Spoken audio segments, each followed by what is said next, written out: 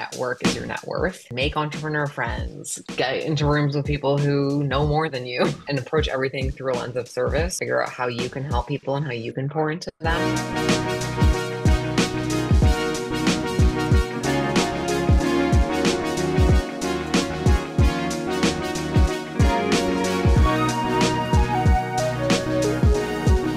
Welcome back to An Entrepreneur's Vibes, the podcast that gives insight into the minds of visionary entrepreneurs and business leaders. Brought to you by The Right Direction, a leading professional and technical writing company based in North America.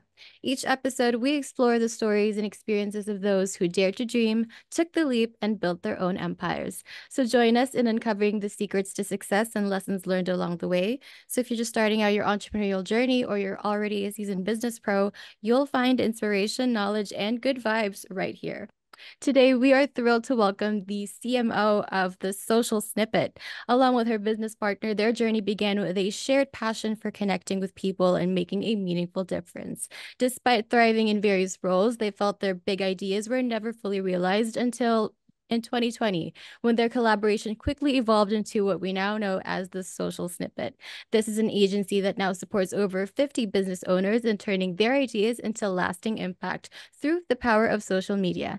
Today, their chief marketing officer is here to share their story of how you can go from idea to impact and how they're helping others to do the same. Welcome to the show, Maria Tassi. Hi, Maria.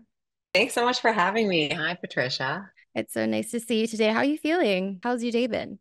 I'm feeling great. I'm so excited to be having this conversation. I recently just took a week off, so coming back into a little bit of the chaos, but I'm so blessed to be able to have a business partner to really be able to disconnect while I'm away on vacation. So it's nice to be back though. Oh, welcome back then. Please tell us a little bit about your background and how you found yourself in the world of social media marketing. Super by accident. Like I never thought I'd be an entrepreneur, never thought I'd own a business. I actually worked in travel. So I went to school for peace and conflict studies, which is where I met my business partner. And at the time we were just friends. We didn't know anything that more would come from our relationship. But yeah, so I really wanted to give back in the world. And I had initially gone on a volunteer trip when I was in high school to the Dominican Republic to build a home for those in need. And I was really impacted by that. So throughout my like kind of university and my career beyond that, I was really focused on the volunteer travel kind of piece.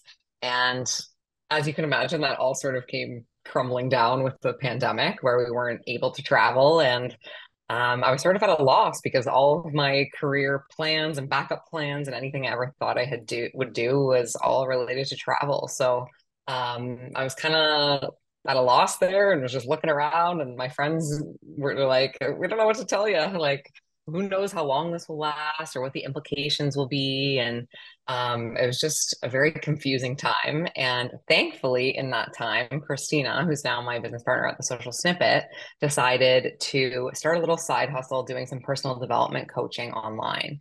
And as she started to get into that, she realized she had some gaps where she, couldn't like make the graphics she needed. And she really wanted to produce a podcast, but she didn't know how. And she knew I had some of these skills just from kind of, I guess, the age I was and being a creative. And I had helped at some of the travel places I worked at with their social. So I had a little bit of experience. And she brought me on just for a few hours a week as a virtual assistant, which I didn't even know what that was at the time.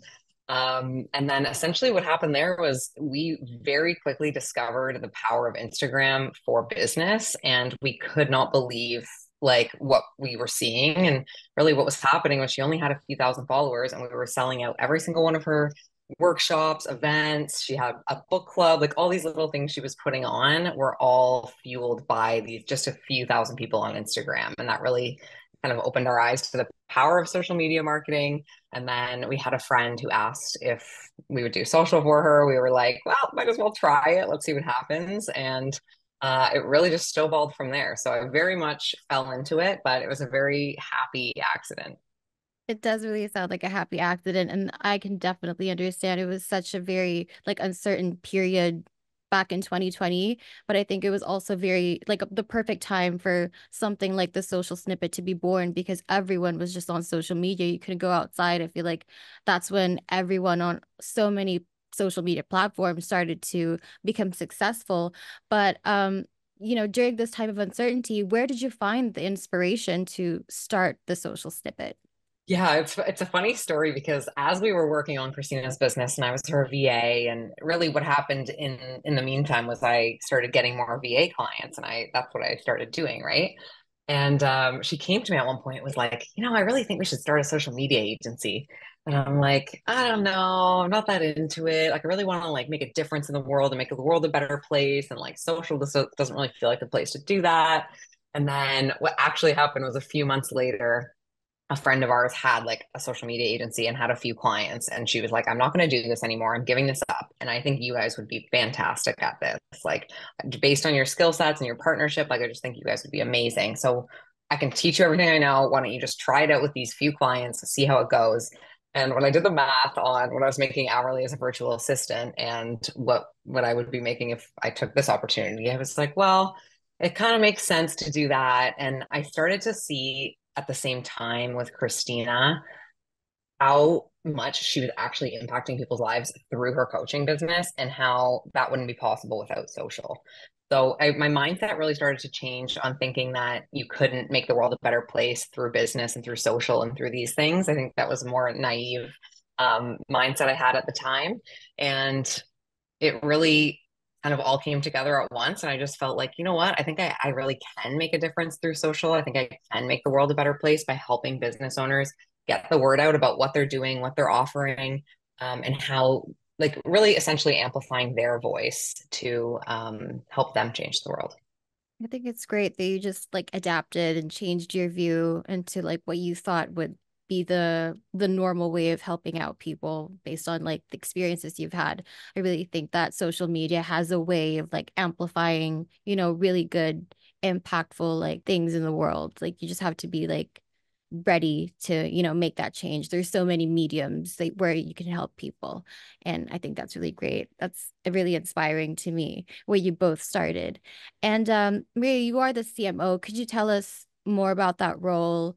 Like, how do you develop and execute effective marketing strategies for your clients? I love being the CMO. I just love marketing. I find it so interesting. And I like our specific approach to it, I guess, because it's just so personal to us. And that's also something I love about being an entrepreneur in the online space, is we all can do things so differently. And that's kind of what makes us all special, and what in what magic we all bring to the way we do things. So for our marketing strategies, both for our internal marketing and our clients, we really take like a community first approach, and definitely different than the way a lot of people look at social, because I know a lot of people are looking for that virality and the millions of views and all that good stuff. But we really look at what is going to get you the most in your business. So I have plenty of friends who have plenty of viral reels and don't have one more dollar in their bank account than they had before. And it's great to get more eyes on your stuff for sure. But we really look at like a long-term marketing solution. And what we do when we focus on community is we really first get clear on the ideal client of our client. So who is the person that they want to work with? And not necessarily like their age, or maybe some of those things, gender, that kind of thing, but more so what type of person are they? Like, what is their personality? What do they like? What do they dislike? How do they spend their time? And once we narrow down some of those things, we know exactly who we're looking for. And then it makes the marketing so much easier because we can speak directly to that person. So instead of using, maybe some complicated jargon or fancy messaging or this or that, we really speak to them exactly on their level so that they really feel like they belong in the community of our clients. And when we say community, it's a vague term, right? Like it could be an Instagram following, it could be a Facebook group. It looks different for everybody, but we really focus on like the quality of people who are following you on social and engaging with your content. And what that does is really ends up pouring back into people's businesses in terms of actual like real ROI that's going to move the needle instead of just vanity metrics and things like that.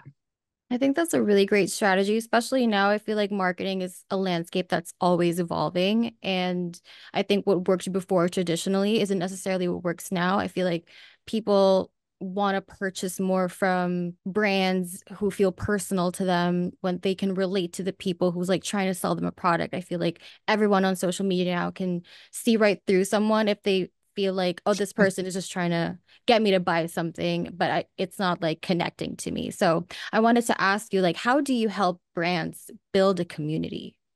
Our services in particular really focus on like the content creation aspect of it, but in all cases, we always like help our clients in terms of coaching and guiding them along the way.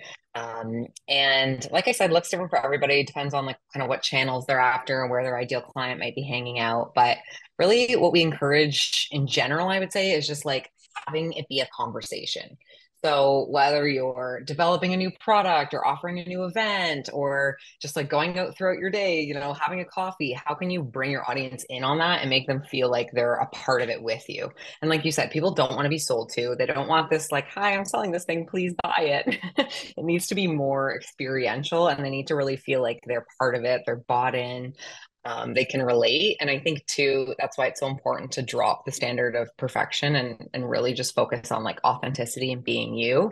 And so what we really encourage our clients to do is just share really openly, honestly, vulnerably, and bring their audience in on that journey with them. So whether that be, putting up an Instagram story saying, hey guys, I'm thinking of running a retreat, like how long should it be? How many people should be there? Just asking your audience things about the services you're going to be selling, or just being transparent about maybe you're having a hard day as a business owner, or like something went wrong, and like showing that side of things is really important. And I would say the last thing in terms of what we do to help them build their communities is we help them get really clear on who their ideal client is. And then we actually do external engagement from their social channel to look for those kinds of people. So, for example, when I was working as Christina's virtual assistant, she was a personal development coach. So I was on her Instagram seeking out ideal clients by in like the funniest ways, right? Like I would go to like Lewis House podcast and like he wrote a book, and then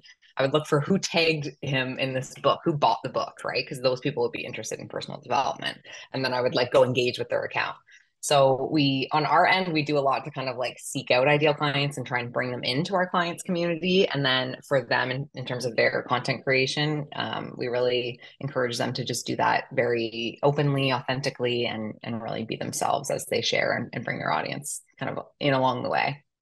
I think that's really great advice for community building. People really want to be part of the experience, even like maybe showing them how you produce the product or just like showing them all the steps instead of just showing them the final thing makes all the difference when it comes to marketing. And you were talking about your experience as a VA. How would you say that shaped your approach to content creation and strategy? Yeah, that's a great question. I learned a lot as a VA. I think being exposed to so many different businesses really helped me to understand how business worked, how marketing worked. And I had the privilege of working for some very successful business owners as a virtual assistant. So I was able to kind of get a lot of just knowledge and tips from them. But what I really think I learned the most from was probably Christina's, like being a VA for her, because I learned that you don't need a huge audience to be successful and to run a successful business. Um, I think we have this misconception that like, oh, once I get like 1 million followers, then I'll be able to I can start my business or I'll be successful or I'll be able to like get my feet on the ground. And it really only takes one person to to change your business or to shift things for you in a really big way. So those were some of the key learnings. And I think it's very interesting to me the different types of people who like own businesses, and really I'd say a lot of my learnings as a VA showed like proved to me that I could also be an entrepreneur, because I always kind of held business owners on this pedestal of they know all these things and they're super smart, they have all these things, but really I think so many of us could be business owners, but we just need to get out of our own way. I agree. I really feel like you started to rub off on like the people you were working with and get inspired with them. I think that's all about, like you were saying, the community, right? You like inspire each other, and what you might have Mhm. not known you were capable of doing by working with these people, you kind of get integrated into what they do. And then you realize, hey, this is not actually something that is outside the realm of what I can do as well. So I think that's really inspiring. And along the lines of that, I wanted to ask, like, what would you say were the biggest challenges that you faced in the very early stages of building the social snippet? I feel like there's so much gatekeeping as business owners and Mhm. entrepreneurs, and you look at everybody else, it looks like everybody has everything together. And Christina and I are really big on like, we do not have everything together. We make plenty of mistakes. Failures are just like in our minds steps along the way to success. So we had a ton of challenges at the beginning. We started just the two of us as like social media managers, and then it essentially like spiraled into an agency. At the time, we didn't even know what an agency was. So it just felt for me, I really got hit with burnout because there was just so much to do and so much to learn. And I put a lot of pressure on myself. Um, but I would say some of the main struggles at the beginning were for sure like overwhelm, stress, burnout, dealing with perfectionism and battling that as a business owner. And then other than that, I think the main challenge was really navigating client relationships because Christina and I are big people pleasers. So when clients would, scope creep or ask for way too much or treat us without respect or, whatever kind of situation would come up, we were always like bending to whatever they wanted or whatever their requests were. We didn't really have the proper boundaries in place. So struggled a lot with kind of getting mistreated by clients. For no fault of our own in my mind, but just wrong fit, misalignment, and trying to kind of bend to what people wanted instead of being firm in our boundaries and confident in what we offer and the way we do things. So I would say those were probably the biggest struggles at the beginning, navigating the client relationships and then dealing with like the overwhelm burnout situation. You're talking about like having that boundary, and I think when you become a business owner, you're just like hit with all these like huge responsibilities, and one of that is building your team. I wanted to ask you how you built the team behind the social snippet outside of you and Christina, and what do you look for in potential team members?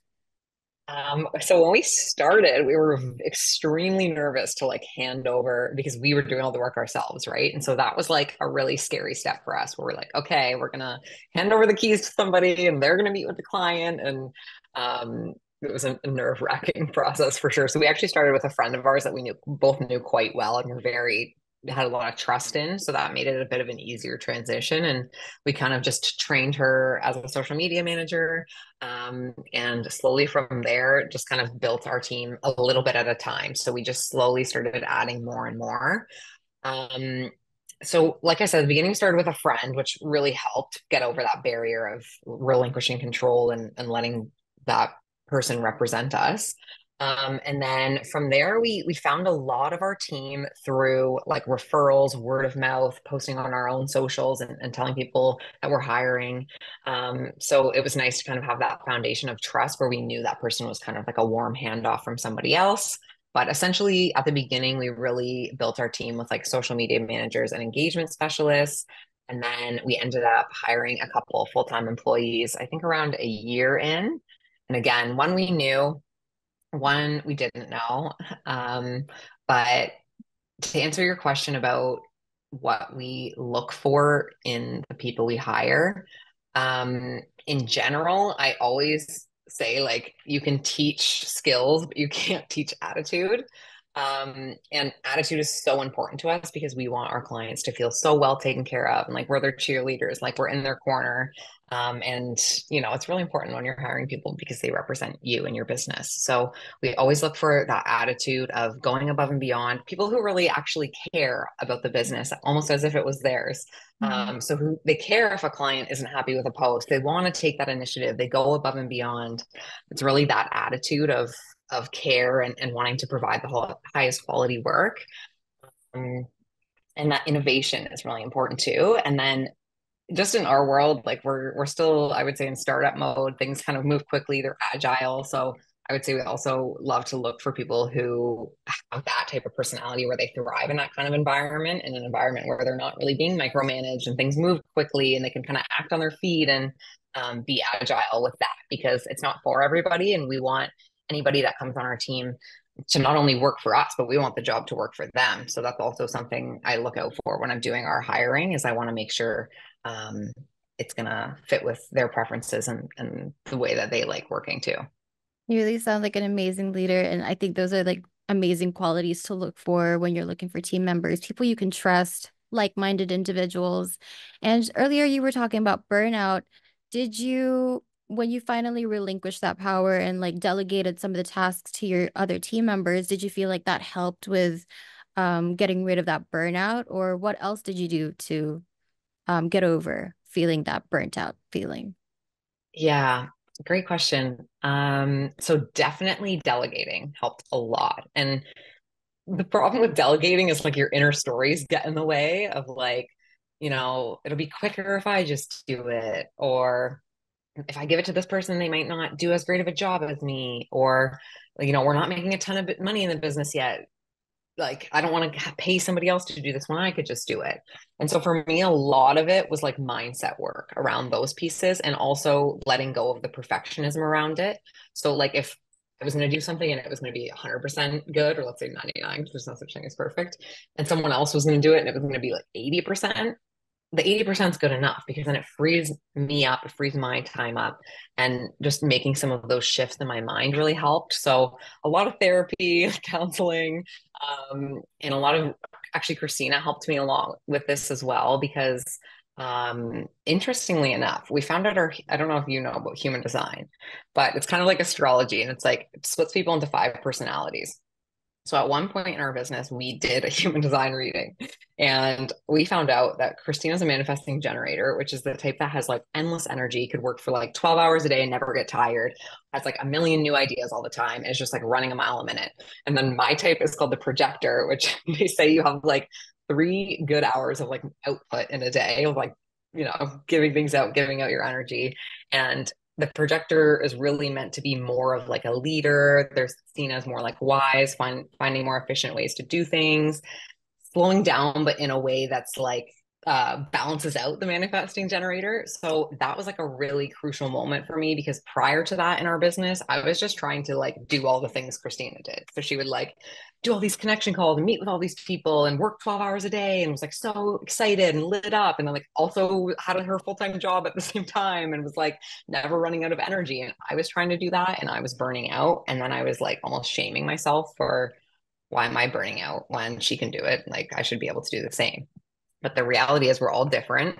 And looking more into that and finding out about our human design made me realize that that counterbalance I have with her is actually what makes our magic and what makes me special and what is needed in the business, right? That grounding, that I love her million ideas all the time, but we can't do a million ideas at the same time. So Mhm. helping her prioritize and focus and slow down.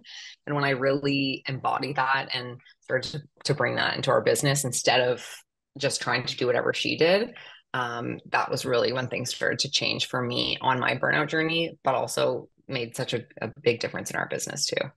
That is so fascinating, the human design. I feel like you guys really like balance each other out. Like maybe your Mm-hmm. strengths are different from her strengths, but it's a great partnership and you're kind of the yin and yang of the business. And which brings me to my next few questions. Because you're a co-founder, I wanted to talk about your partnership and the team dynamics because you share a lot of like the workload, but it's not necessarily the same type of like tasks, as you said. So I wanted to ask you, what would you say are some of the benefits and challenges of having a business partner, especially when you're working so closely? It's like one in a million to find a good business partner. If you're like wanting to start a business with a business partner, be very particular about who you choose. I always say I would not do this with anyone else other than Christina, because there's so much that goes into it. And it's funny, somebody asked her this question about like, what's it like to have a business partner? And her advice to them was, um, don't get a business partner unless you're okay with somebody saying no to you. And at the time, I was like, that's so funny because I would have said, don't get a business partner unless you're okay with somebody telling you to do things, like basically saying yes to you and saying like you should do this, you should do that. And so we had, which I thought was hilarious, just the opposite take on that. But in our partnership, there are like almost I don't think I can't think of any challenges and just so many amazing things about it. So I personally just feel like I hit the like business partner jackpot. The things I love about it, one, entrepreneurship is like the hardest thing you will ever do, probably. So to have someone in it with you is a blessing, and somebody you can run everything by and say like, this client just said this to me, what do I say? Or like, I'm having a really bad day, or I don't know if I can do this. And there have been times where I've literally said, I don't think I can do this, and she's said, you can, and like, I believe in you, and just that person to kind of pick you up, right? So I'd say that's my favorite part about it. We talk like all day every day, we're in everything together. When we have to like stand up to somebody or make a tough decision, we're in it together. And so it's kind of like having that built-in like partner or best friend. That's my favorite part. um Challenges, yeah, we don't have many. I would say in the beginning, my challenge was I felt like I maybe what wasn't like quote unquote pulling my weight, or wasn't doing enough, or wasn't keeping up to what she wanted. But as we kind of grew and had those conversations, and that open communication, I've really kind of come into my own with that. So, but going into this, we had such a great foundation, because when we were in university, she actually ended up being my boss when we were both student staff. And then she graduated, worked at the university, and was like really my boss. So we had tons of difficult conversations. We'd worked through a lot of hard things. We had a working relationship. She mentored me on a lot of things. And we were also really good friends. So we like just trusted each other implicitly and had a really, really strong foundation. So I think that's what got us through. But yeah, my advice would be, if you have a business partner, one, pick very carefully, and two, pick somebody that you can have extremely open, honest conversations with and that you really trust. I think that's great that you kind of built that foundation way back from college and you guys have just like grown together and you're moving towards and working towards a common goal. I think that's really what like solidifies a partnership. And I wanted to ask you, how do you divide the responsibilities and what strengths do you feel like both of you bring to the table? This was definitely a tricky one to figure out, and we kind of just figured it out by both doing everything at the beginning, and then naturally I was like, I'm not I can't sell a damn thing. So Chris, right now Christina does all of her main roles, like the sales and onboarding. And then she also does a lot of like traveling and networking, and she hosts her own podcast. And so that's where she really thrives. And that's kind of what I was trying to do at the beginning, and just getting really burnt out with all of the output and the conversations and all that stuff. And I'm just not a natural seller. I like when people come to me and ask for things. I don't like to, go after it and tell people about our services. So that was like a really natural kind of way where we split. And then my role is, I do like kind of a lot of different things, but more just on our like internal team side. So I do like all of our hiring and onboarding. I oversee all of our internal marketing, so all of our like social channels and blog and YouTube and all that fun stuff.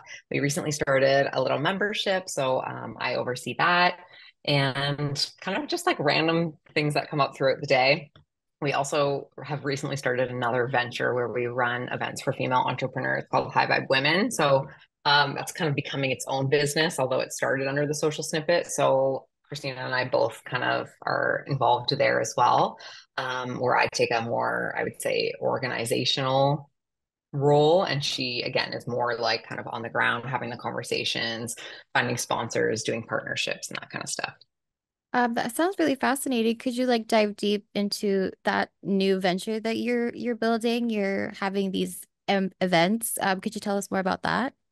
Yeah, it's been really, really fun. Honestly, it's been like just the coolest, because it again happened so by accident. But Christina and I, early on in business, signed up for a mastermind and went to the States and like met all these amazing people and learned all this really cool stuff. And really the relationships with the people in the room, the other entrepreneurs, like built our business, because then they would refer people to us and we could ask them for help with things. And it was like just so helpful at such an early stage of business to have that support system to lean on.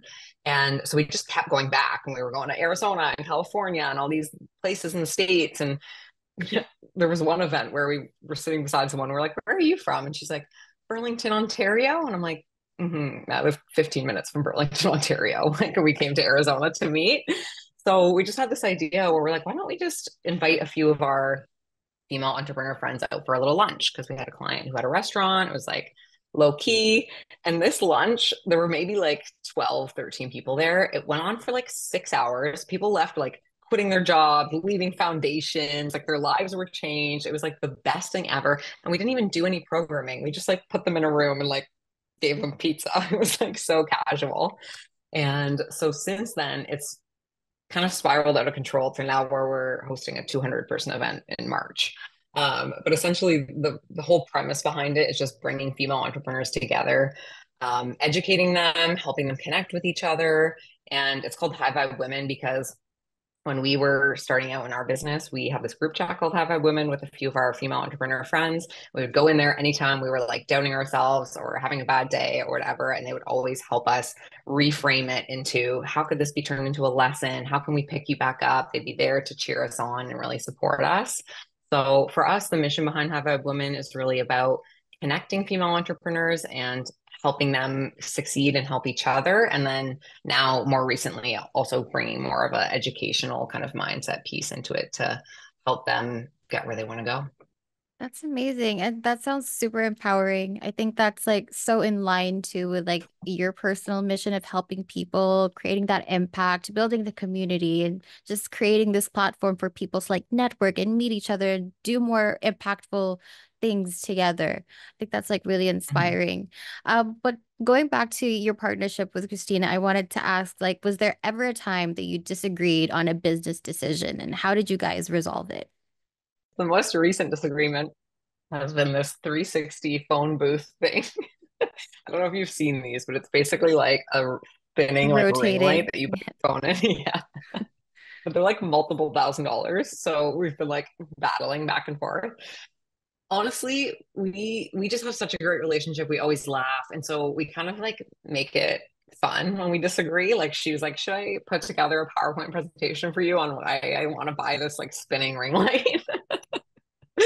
um, so I would say, yeah, for me, it's all about honesty, transparency, and like where it's coming from. So, for example, for me at the beginning, I was like, I'm so overwhelmed. I have so many things. Like, I can't do all these things. Like, how are we gonna fix this? And she was like, well, just, I don't know, just like, can't you just like work a bit more? Like, I don't know, is it like that hard? And this was before the human design stuff, right? But for me, I was like, this is coming from a place of like overwhelm. I feel like there's way too many things on my plate. And this is how I'm feeling, and getting to like more of the root of it and less of the like, here's what I want, and more, here's how I'm feeling, here's where this is coming from. And then how can we address that? And maybe there are other solutions that I didn't think of. Like my only thing was I'm going to work less. Well, maybe a solution could be I'm going to, only check my email and Slack twice a day, and I'm going to mute all my notifications. I'm going to do really deep work on a specific thing. And this one thing that I'm struggling with, I'm going to get a coach to help me with. And, like maybe there are different, I probably end up doing less hours too, but it was really, I think the way I was working that was actually stressing me out. So I would say, yeah, finding like if you have, those fights or disputes or disagreements, really getting to the root of why it's important and why you want to make that decision. And then um, I think just taking a step back and looking at what other possibilities could come to solve that problem. I think it's like when you're having someone to run the business with it, they give you a different perspective than what you would normally think of. And you learn to compromise and you see different like solutions to the problem. So, essentially there's always going to be challenges, but I think at the end of the day, if you look at the brighter side, there's always going to be like another brain, looking for a solution to the problems you're having. So I think that's really, the best thing about having a partner in business. Mhm. Um, but how do you personally handle the pressures and the stress that comes with running a business? Therapy and counseling has really helped me a lot. Just a lot of like subconscious work and really examining like what are the inner stories I'm telling myself, and that has been a huge help for me. I know people hate the word balance, but like forcing other things into my schedule that aren't work related. So for this year, in December, I went through the entire year and literally scheduled like hang out with my family, hang out with my friends, like date night, go for a walk, go to this yoga class, and like would put these things in my calendar. And they're just like these random blocks. I put a bunch of random like recharge days, which are just like Fridays where I'm going to take it off and like get a massage or do something for me. And I found at the beginning of the business, I had those ideas like, oh, I'd love to like go to a yoga class, or I'd love to, go hang out with my family tonight or whatever. But when they weren't prioritized in my calendar, there ended up just not being time for them. So I think it's really about taking the approach of like putting those things that actually help fuel you and fuel your soul as a human being first as like the first priority in your calendar. And then letting your work schedule kind of fit around that has been really helpful. Boundaries have been really helpful for me. So I'm a big airplane mode at night girl now. Do not disturb, really limiting notifications and things like that, which I know comes with a certain level of privilege, but just thinking, keeping that in mind, I think from the beginning and trying to set up systems and processes and training your team in a way that allows you to be able to disconnect. I love having a business partner for that reason too, which is also great where we can kind of take turns being the one who's sort of on. But setting those boundaries and sticking to them and not being afraid that, you might miss something and Mhm. that's going to be okay. Yeah, I mean, it is kind of challenging, finding that perfect work-life balance. And I think it all stems from finding, yourself, finding time for yourself and prioritizing yourself because at the end of the day, you can't really help other people if you're not helping yourself. So I'm so happy that you found that for yourself that kind of helped you with like running the business and keeping yourself grounded. But the social snippet, it's a creative company. So, how would you say you balance the creative passion with the practicality of running a successful business? This is why like it's so important to go for those walks, go to those yoga classes, hang out with your family because like you said, you can't really be the business owner you need to be unless you're filling your own cup. And so for me, I like need certain things for like to be creative. Like I need space, I need time. I usually need to do like a little brain dump. So what my, I guess, journey with the creativity has been is like letting, like, I guess creating the space for that is the right way to say it. Instead of jam packing my schedule with every single like this and then this and then this and then this and then this on those days where I need to execute something creative or think about things more openly or differently, I'm just like blocking off the entire day and letting that space be there because I find when I put those like constraints and time frames on myself, um, the creativity doesn't really want to flow. And I'm also like a big feelings person. So if I'm not like feeling it, then I'm not going to be creative. And I do leave a lot of the creativity to the team and we kind of strategically like structured our roles in a way where the people who are doing the creative aspects are really doing basically only the creative aspects. They're not doing a lot of like admin work or other things that kind of take them out of that zone. Um, so that's been like very intentional on our part, but I do think it's an interesting balance. I would say it's an ongoing journey for me in terms of learning how to balance those two things. Well, I wanted to get your advice. What would you say to someone who has a great business idea but is hesitant to start the first step? Do I have a women event? No, I'm just kidding. Um, They should. I would say, well, that's kind of the point of it, right? Like, Hmm. and it's kind of my answer is like get in a room of some kind or like talk to somebody. Hmm. Nobody running a business really knows what they're doing, and the way you learn is by doing it. And so I think if you can as many people as you can talk to that either have started a business or are even better if it's like similar to the business you want to run. We did so much of that at the beginning, just like connection calls, networking, meeting with people. You'll find people who can give you advice on how to get started. You'll find people who can give you advice on what to do and what not to do. And you'll find your support system, those people that are going to like lift you up and help you along the way, because the hardest part is really like the mental part of it, the challenges that come up and being able to kind of get back up again after you fall a few times or things go wrong or not as anticipated. So yeah, my advice would be get in the right room and start meeting some people.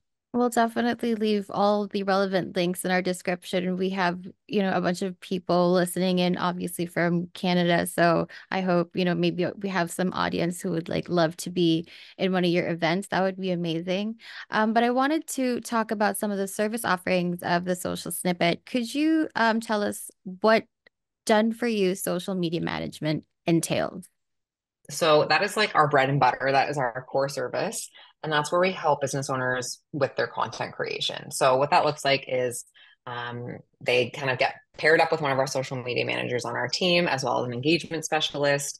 And we essentially do all the content creation for them. So there's like a strategy meeting that they'll have with the social media manager. And then depending on their comfort level with like recording video and how much really they want to put into the content, we kind of work with them on that. But we do all the content creation itself. So all of the, graphic creation, video editing, caption writing, hashtags, the posting, all of that stuff. And then we also do the engagement for them, which is kind of what I was speaking about earlier, where we go looking for their ideal client and engage with their profile in order to get that attention kind of back on our client's page. And that's essentially it for the social media done for you. I love that. I mean, I feel like a lot of businesses could really use that service, especially if they don't have like an in-house team of creatives to do that for them, because content creation is very like a tedious task, and you really have to have, Mhm. a strategy. You can't just like post whatever you think is gonna and then wait for something that sticks. You need like people, experts like yourselves, to really guide some of your clients to doing that. Well, you also have the Done For You podcast management. Could you tell us more about that and the main components of the service? Yeah, so that's sort of similar, but just on the producing a podcast end. So, what we tell our clients is like, you have the conversation and you give us the file, and then we do the rest. So, we do all the actual editing of the episode itself, video and audio, and then we write the show notes. We come up with a title, get all the relevant links, get the guest file, all that kind of stuff. And really just produce the episode for them. So we do the distribution, and then it pairs nicely if they're also our social clients. Then we can also work with them on the promotion of the podcast, maybe clipping it and getting some reels out and writing captions and things like that. But the core service there is really the editing and distribution of podcasts for people. So they can focus on just having the conversation, and then we kind of take care of the rest. And you were talking earlier about like you create the content in the agency. Do you also do like the photography and videography? And if people wanted to like film the podcast through you guys, would that also be possible? Yeah, so I know you have a lot of Canadians in the audience, which is great. We have a couple kind of services like that. So we do offer like a content sprint, which is where we'll go to a business and then usually stay for 2 or 3 days. And by the time we leave, we give them 6 months worth of content. So we film everything while we're there. We like interview them, get all the information we need, do all of that stuff, and then basically hand it over to them at the end, and they can use it as they please. And then we also do mini shoots, which are just like 30-minute little photography sessions where we have a professional photographer there, but I'm also there shooting B-roll. So we get a lot of content for our clients there. We haven't gotten too far into the podcast recording yet because podcasting is a newer kind of piece of our business. We just added it about a year ago. So we're really focusing more online with that piece, but we do have a podcast launch like service where if you are like, I'm dreaming of having a podcast and I don't even know what's entailed in getting one going, we set all that up for you. So we help like do a strategy meeting and we make your cover art and help you with your intro music and all of that fun stuff. So yeah, those are some of the ways we do the actual content creation piece. And you also offer social media coaching. What does that entail, and who do you think that's best suited for? Yeah, so we still do a little bit of that, but we have kind of pivoted it a bit more into our membership, which the membership really was born from a place where we saw all these clients who were coming in for discovery calls. They thought they wanted done for you social, but then when they heard more about it and they realized, and we'll tell them honestly, sometimes people are just too junior in their business for done for you social, especially with the cost of it and the amount of work that goes into it. So we wanted something for those people who maybe like weren't ready for that investment yet, or just wanted to do it on their own, or weren't quite ready for that. And so the membership is a place where we teach people how to do their own social, and we like answer any questions they have. We do a couple live calls every month where they can come and just chat with us. Our team's all like it's a community. Our team's in there answering everybody's questions, and they're posting all kinds of things, and we just help them with like trending sounds, hooks, whatever's kind of coming up, education. We do little bonus trainings, but it's also cool in there because they get a lot from each other as well. So it's not just about us. But who that's right for would really be someone I would say a lot newer in business. It's only $37 a month, so much more affordable. And really meant for that kind of like beginner person who's just getting started and figuring out how to market their business online. And as you've worked with like many different clients, what would you say are like some of the most common mistakes that you see businesses make on social media, and how do you address that in when you're coaching them? Honestly, the number one mistake is like not posting anything. And I think what gets in the way of that is just overthinking and perfectionism. And our whole motto is messy action, like get the things out there. Like the reels that perform best for our clients are the ones that Christina puts together in 6 seconds. And it's like a three little clip and a little bit of text and like just throw it on there. Right. So it's just for me a lot of the time about getting getting the content out and whatever you can do to make that happen. It's a lot of mindset coaching. So we teach a lot of just don't overthink it, get out of your own way. If you are overthinking it, come to us with what you're overthinking. We'll help you kind of work through that, but really just get stuff out there. And if I had to say, I'll give you another one because I think not posting isn't the best mistake, but another one I think would be you're like trying to curate the most like perfect put together feed ever. We needed aesthetic feeds at one point. But now what people really want on social, what we're seeing is they want authenticity. That's why like these B-roll clips are trending and the like behind the scenes and like come pack this order with me and whatever it might be. People are actually I actually did a poll on one of our channels and recently and it was like, would you rather buy from a brand that's perfect or a brand that's authentic? And 100% of people voted authentic. So I would say that's the other mistake is trying to shoot for this perfectionism angle, and it kind of makes people not trust you a little bit. There was a time, definitely. I think it was back maybe a decade ago when everyone had to have the perfect Instagram feed. But now, like we were talking about, marketing has changed so much in the past decade that people are just like looking for something else. Like they're more conscious buyers now. I feel like Yeah. people really like value, you know, the the dollar more than ever in life, I think. So it's like you have to connect with your audience in a different way than traditional ways of advertising. Um, I wanted to talk about like a big achievement that the social snippet got. You won the Diamond Winners of Reader's Choice 2023 for Best Marketing Agency, and that's a very significant achievement. How did it feel for you guys to receive that recognition?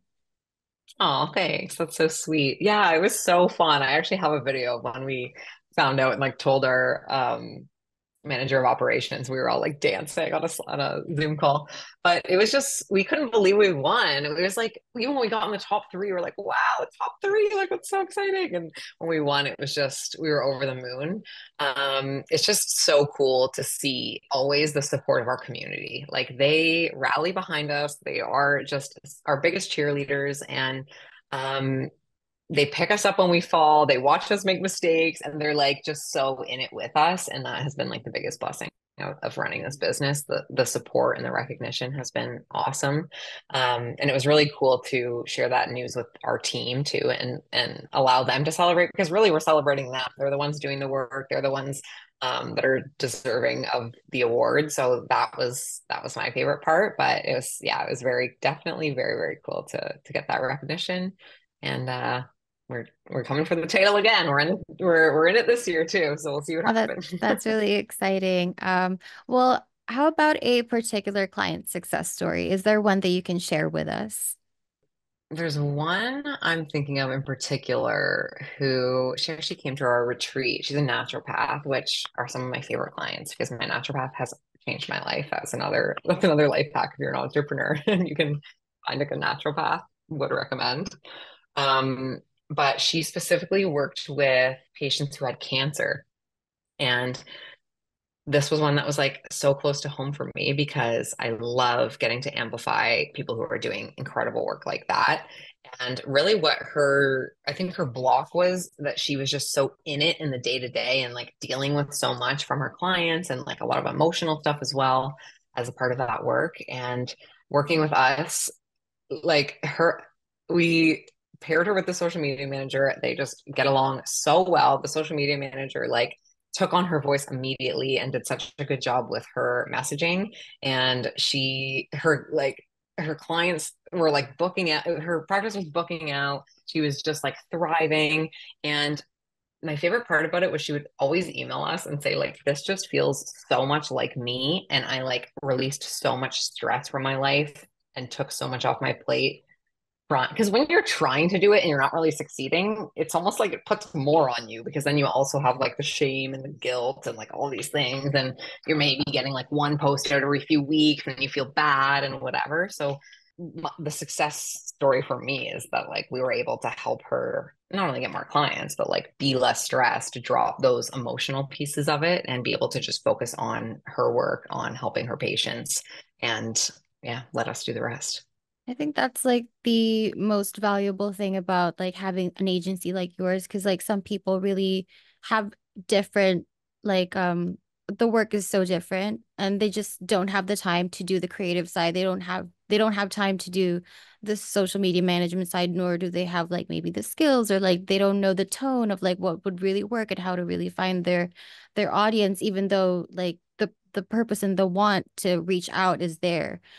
So like I think Mhm. that's what your agency, that's the gap it fills for like people like that naturopath. So I think that's like really amazing. Like you guys are really doing amazing work as well.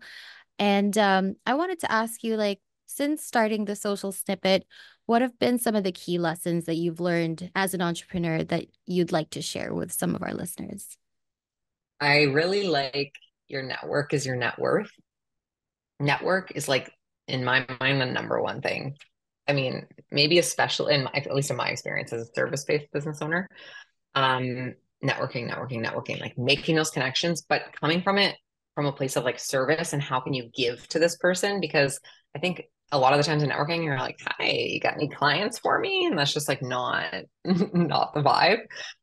What advice would you give to someone looking to start their own business in the digital marketing space?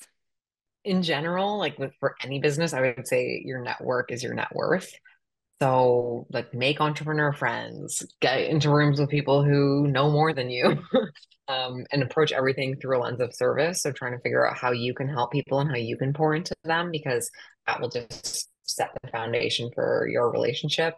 And that's how we built our business. So, that was really, really what worked, whether it be having these people as like a support system or a confidant or the person you go to when you're down, or coach and educator, whatever that looks like. Get a group of entrepreneur friends that you can really help each other.